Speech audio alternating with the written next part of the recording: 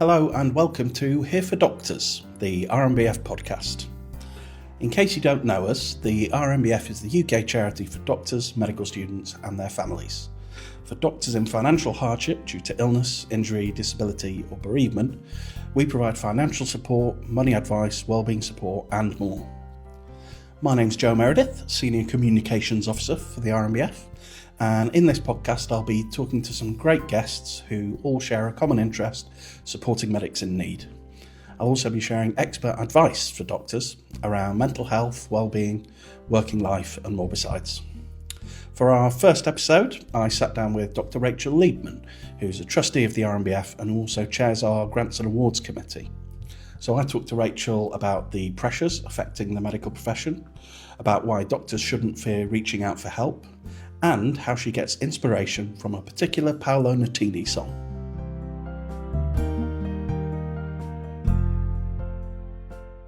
I am here with Dr. Rachael Liebmann, who is the head of the RMBF's Grants and Awards Committee. And I'd like to talk a little bit more in depth about how that committee works and what the process is for helping doctors. But welcome, Rachael. It's very nice to sit down with you. Thank you. Thanks, Joe. Would you be able to just introduce yourself in terms of a little maybe potted history of your career and what led you to getting involved with the RMBF? So I was really interested in the RMBF. I had been a donor. I'd seen the Christmas appeal that comes through with the BMJ for many years. And having had a background myself which involved some crisis moments, which meant that we had very little money, I knew as well that doctors who got really sick had major problems in trying to keep all of the balls in the air and keep juggling so that they could get through a crisis patch and get back to work. So knowing the work that the RMBF did, whenever they advertised for a trustee position, I thought, actually, I think I might be able to do that. I had in my career up until then, I had been a trustee of both the Pathological Society and the Royal College of Pathologists. I am a pathologist, but that's my medical specialty. And I was delighted whenever I was appointed as a trustee for the RMBF. It was superb. Obviously, among our trustees, there's a lot of medical experience. So, the majority of them are from a background in the profession. How important do you think that is in terms of what support the RMBF can provide? I think it's important that the committee is made up of people who can picture what the person who's applying is going through, that they've got that degree of empathy. And again, you do not know what it's like to be a high-level medical student who's coming towards the end of their training and then something in life hits you like a speeding train. You don't know what that feels like unless you've been there. You don't know what it is that they're trying to achieve despite the issues that they're going through. And the same for medics. It's a challenging job for people who aren't going through any kind of health or other crisis. And so it's quadruply difficult if you've got something going on that you can't control, that is trying to get in the way of you actually achieving your goals as a medic. So I think it's really important that the people on the committee bring a variety of backgrounds, and some people will bring a background that is really helpful to other aspects of what the committee's work is. But for that grants award decision making, hugely important that they understand where the person is in their career. Yeah, I'm always really struck by the fact that you can really get into the specifics of a doctor's, like maybe where they are in their career. You'll understand that this is a particularly critical point, for example, and that the support will actually go a long way. I always find that interesting. Absolutely. I think one of the most important things about the RMBF for me is the fact that we get so many doctors back into work. And when you talk about charity and charitable giving, it's about that paying it forward. And paying it forward and helping other people, hugely important. But it's even more important with the RMBF because when you do help somebody to get back to work as a doctor, you know you're also helping all of the people that they can help because of their job as a doctor. And that's fabulous. That's really what keeps the motivation going.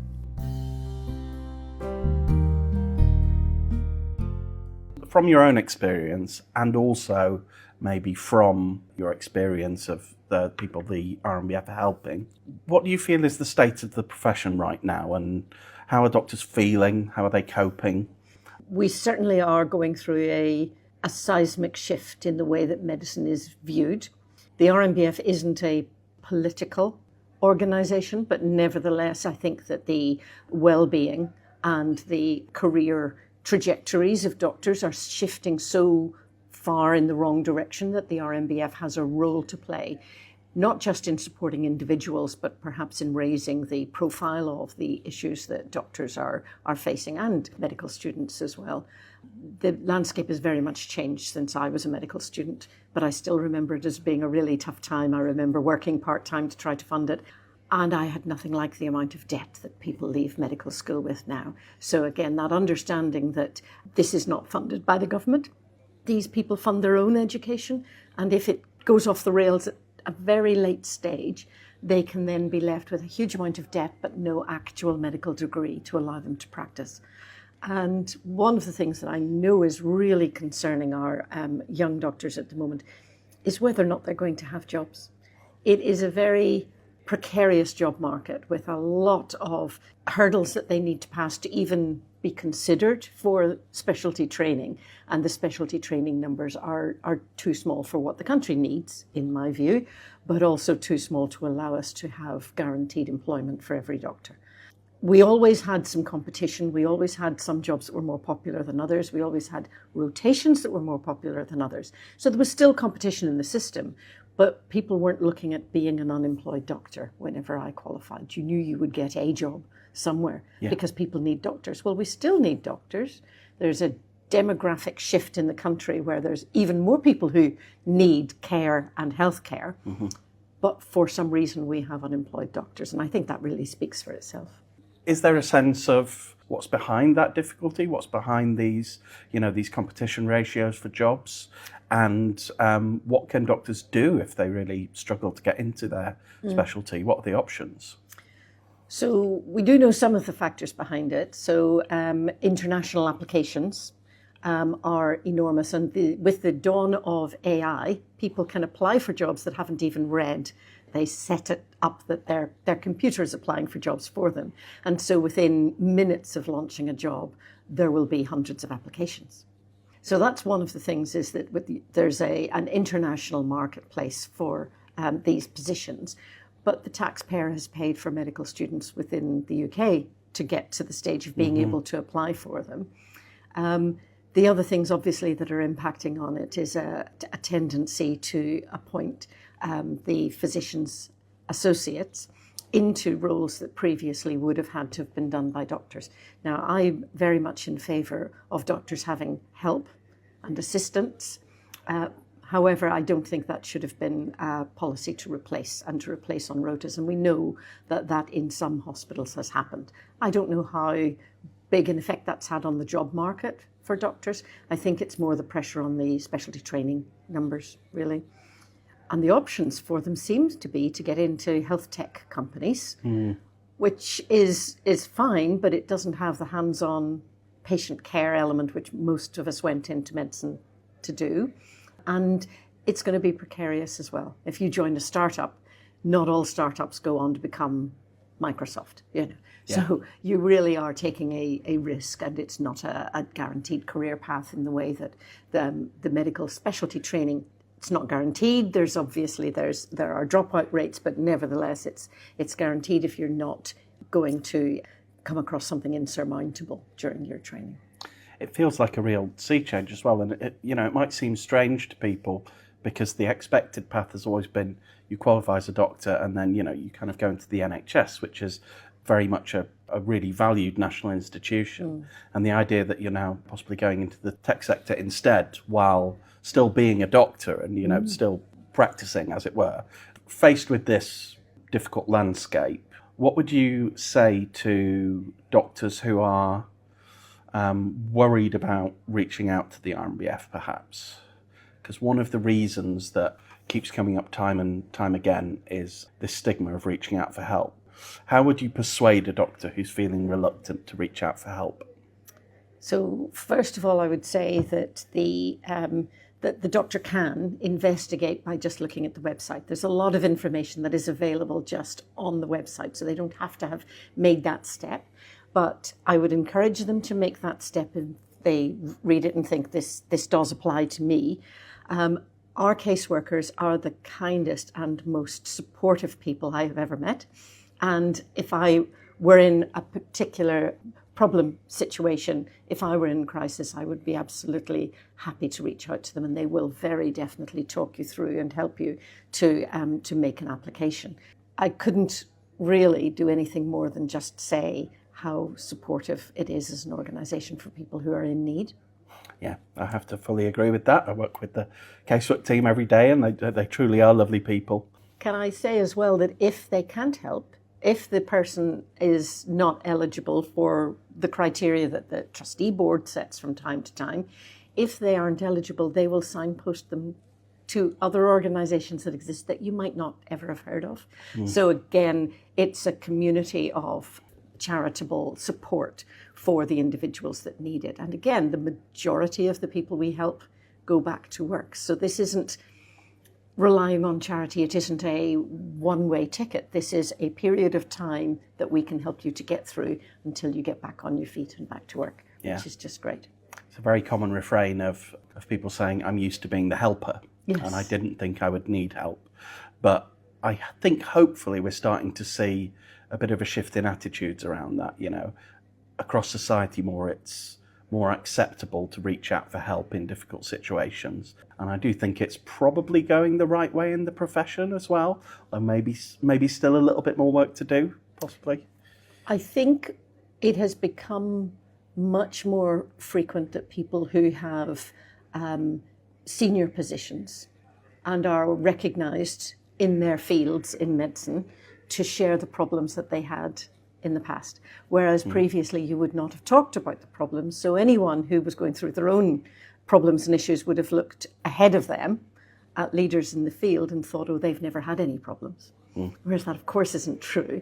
But it's just people feel much more comfortable about sharing, and that then helps lots of people that they may never have met, but will have read about their story and feel much more comfortable now about coming forward. But you're absolutely right. Doctors tend to feel that if they can't cure, that they've somehow failed, and that includes themselves. Yes, very, very nicely put, I think. Just worth mentioning, I think we're here at the RMBF AGM today, and we've heard some really interesting discussions from medical students around the problems they're facing. And it was noticed that one of the sort of barriers to seeking help is if you go to somebody more senior or who's perhaps teaching you, then you're maybe a little bit worried about working with them in future or fitness to practice issues. And I just think it's worth underlining that if you're approaching the RMBF for support, that it's completely confidential, whether you're a medical student or a doctor. There's no reports to people who are teaching or supervising you. There's no reports to your trust or your GP or anything like that. So I think that's always worth mentioning in terms of encouraging people to reach out. Very definitely. We do in order to make sure that we fulfill the charity's objectives in absolutely every way that we can. We do have to make sure that we know a lot about the applications, and the applicants have to share an awful lot with us. But we are very mindful of the responsibility that then gives us to be confidential about what they've said to us, and to make sure that data protection is really a high point for ourselves as trustees, members of the committee, but also for the staff. It's a very important issue for us, that confidentiality. Yeah. And speaking of the casework team again, I know it can feel very overwhelming if you've got to share a lot of information and evidence, but firstly, the casework team can help you through that. And secondly, I also think it's worth mentioning that, the intention is not to catch anyone out, as it were. The reason that we want to know more about somebody's situation is so that we can give the most appropriate type of help, because our help is very, very customised, isn't it? At a typical grants and awards committee, you're going to be helping different doctors in many different ways, aren't we? Absolutely. And the help that we give is not just financial support, although obviously that's a really important part of the Grants and Awards Committee, but also financial advice, because some people are overwhelmed when they find themselves in difficulties and are making poor decisions, which are costing them money, which are making the problem worse instead of making it better. And we have an excellent financial advisor who will help people through and help them see that perhaps this might not be the most sensible thing for them to do at this time. So, for example, people may decide that, I have to sell the house. Well, but where are you going to live and how much is rent going to cost? An awful lot of people will find it difficult to work through those decisions in a way that makes sense, especially if this is a period of time in which they aren't able to work, but that they hope to return to work. It might be that they need that short-term support. They don't need to make a life-changing decision like selling the house, for example. A lot of people just not realising that they might be eligible for certain support, certain benefits. And I think that ties back into the idea of doctors as very high-flying people who aren't maybe traditionally associated with claiming a benefit, for example, but it's there for a reason. And Yes. If you really are in a tight financial situation, then it's really important that you are pointed towards the things that you're entitled to. Absolutely. I'm a great supporter of the welfare state, and we all pay into it. And when the need arises, we should all be able to draw from it as we need to. The NHS is the one that we all feel a huge affinity to as doctors, as healthcare workers, as medical students.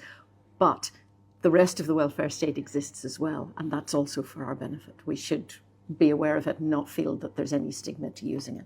Yeah, quite. Is there anything else you'd like to say to our RMBF community? So I have had, again, in my early childhood, a period of real crisis in the family. If I can just tell you that one of my favourite songs is Paolo Nutini's Pencil Full of Lead. Mm-hmm. And it makes me feel good. Anytime I hear it, I have to dance a little bit. It's very embarrassing at my age. But one of the lines in it is, I've got money for the meter and a 2-bar heater. I can remember not having money for the meter and sitting in the dark. And it doesn't matter whether that's your story and you can remember that kind of crisis or not. We are in a world that is full of all sorts of horrific issues and problems, and it's easy to feel that they call it compassion fatigue, whereas there's nothing I can do about this because I can't solve everything. But what you can do is put yourself in the position of somebody who's in a really tight spot, and you can identify with them, you can empathize with them. And we all know that as medical students, when you are learning about all of the new diseases, you start to feel all of the symptoms, especially the vague symptoms. Oh, I have this, oh, I have that, oh my goodness, maybe I've got this.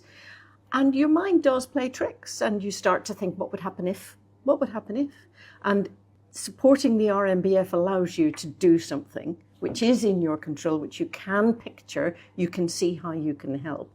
And whether it's giving up time or making a regular subscription or just buying the Christmas cards from the RMBF to give to your loved ones, all of those things are ways in which you can make a small difference. And I think that's just absolutely what I'd want to say to our RMBF community out there.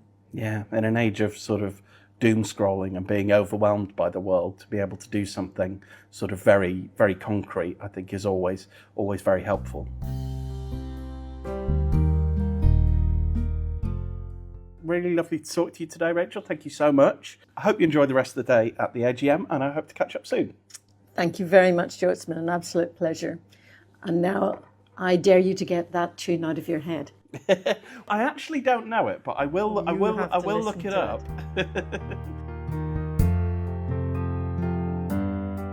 Well, I did check out Pencil Full of Lead and can confirm it's a great tune. Thanks again to Rachel for taking the time to talk to me, and thank you for listening.